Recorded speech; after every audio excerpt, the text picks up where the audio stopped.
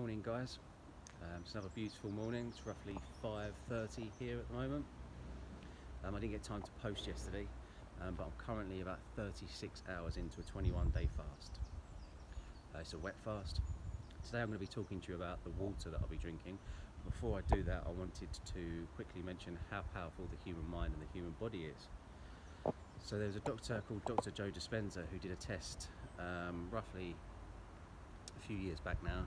They did it on people that suffered from hay fever, and they gave a third of them the cure for hay fever, a third of them a placebo, and a third of them something that antagonises the hay fever. Now the two that were given the placebo and the cure weren't told what they were having, and roughly the figures came back equal. But what was really interesting was the people that were given the antagoniser were told that they were given the cure, and they actually created the chemical that cured themselves even though they had something that antagonised it. So their bodies created and built up the resistance, and they weren't even taking, they were actually taking something that made it worse. And I found this very interesting because it wasn't only placebo, it was stronger than a placebo.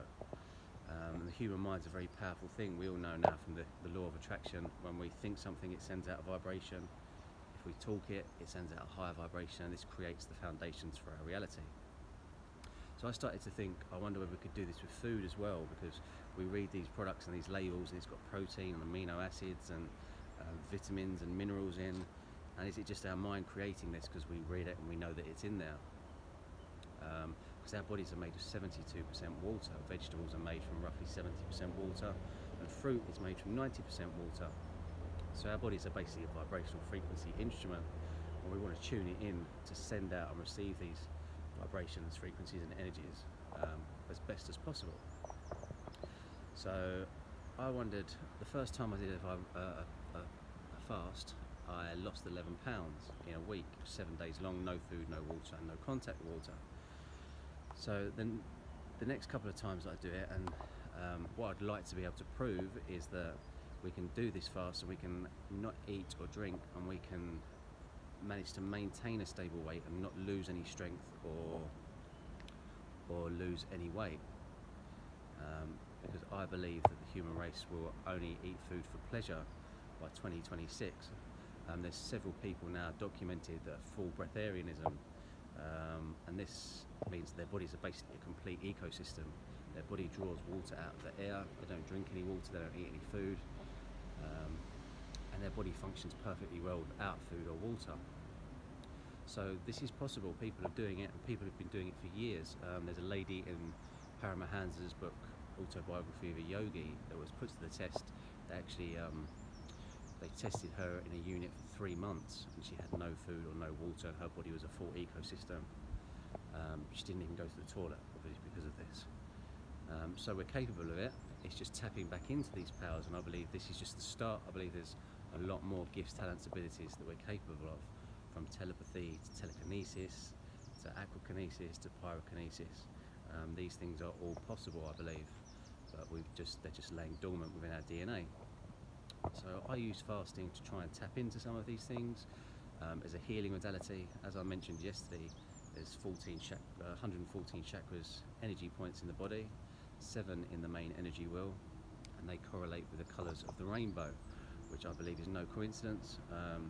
I believe that if you want to heal, all you need is sunlight and water, which creates the colours of the rainbow, the colours of your chakras. You'll notice if dogs get ill, they will eat grass and they'll make themselves sick, and they won't actually eat anything again until they've actually fully recovered. They will drink water. So the water that I drink when I am fasting is alkaline water. It's 8.22 pH. It's a company called Saka water. Unfortunately it does come in plastic bottles, but their plastic is BPA, BPF and BPS free. It's fully recyclable, and you can buy 5 litres of it for about £3, which is pretty cheap. You could also then filtrate this if you wanted to, but this water does not contain fluoride, and that's the main thing I want you to look out for. Try and get all fluoride out of your diet. It calcifies your pineal gland, makes your intuition really rubbish, and it's linked to a lot of other things as well. It's basically poison, in my personal opinion. We're told that it's used to help our teeth, I don't believe this from the studies that I've looked at in America. In America they put fluoride in the water, in Canada they don't, and if you look at the dentistry industry out there, they say that Canada's teeth are generally better than Americans. It could be down to diet as well, to be honest. But nevertheless, after I use this water, I also put a teaspoon of pink Himalayan salt into it. This contains 84 of the 92 minerals found in our blood system. It will help with cramp. I believe it helps decalcify the pineal gland. It also, minerals obviously make something more conductive. So if you take a glass of water and you demineralize it, it becomes less conductive. If you put the minerals back into it, it becomes more conductive. We're a vibrational frequency instrument. We want to be as conductive as possible to send out the frequencies and vibrations that we want to send out and receive. I also put lemon juice into it. So lemons actually contain pectin fibre, which is very good for your colon. It's antibacterial, and it's also one of the only food substances on the planet that will help rejuvenate your liver after the age of 30, when your growth hormone starts to slow down.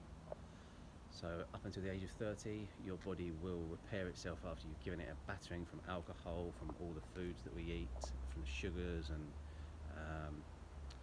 all of the shitty chemicals that we put in our body. And then after 30, when our growth hormone starts to slow down, it doesn't recover quite as quickly. But if you drink lemon juice, it's been shown to actually produce that rejuvenation again. So it's very, very healing. Very high vibrational frequency, gets a lot of sunlight. So a lot of the fruits and vegetables that are really, really high vibrational frequency are mangoes, pineapples, that spend the most amount of time in sunlight. I'm a big believer in that the food we eat takes its energy from the sun, and then we eat the energy as a byproduct. So obviously I'll be talking to you guys about sun gazing and how you can go direct to source to get that energy. So I hope that's been interesting for you today. Sorry it was a day late, or 12 hours late. I was a little bit busy yesterday, but I got up nice and early to do it for you today. Hope you all have a good day. Lots of love and light.